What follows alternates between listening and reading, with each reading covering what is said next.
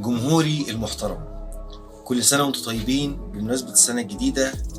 وأنا عايز أقول لكم إن شاء الله في 2024 انتظروني في مسلسل صيد العقارب، بس مش أنا لوحدي، أنا وإيطاليانو معايا. إيطاليانو الماركة اللي احنا بنسميها فخر الصناعة المصرية بمعنى الكلمة، هي صناعة مصرية 100%. دلوقتي إيطاليانو بقت اسم كبير جدا في مصر الحمد لله، في سوق الملابس المصرية، في الخامة والكواليتي والشياكة.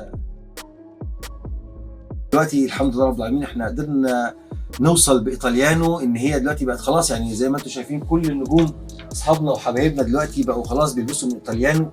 بس انا عايز اقول لكم ان شاء الله باذن الله من اول 2024 وكل المسلسلات اللي جايه باذن رب العالمين هتنور بوجود إيطاليانو معاها.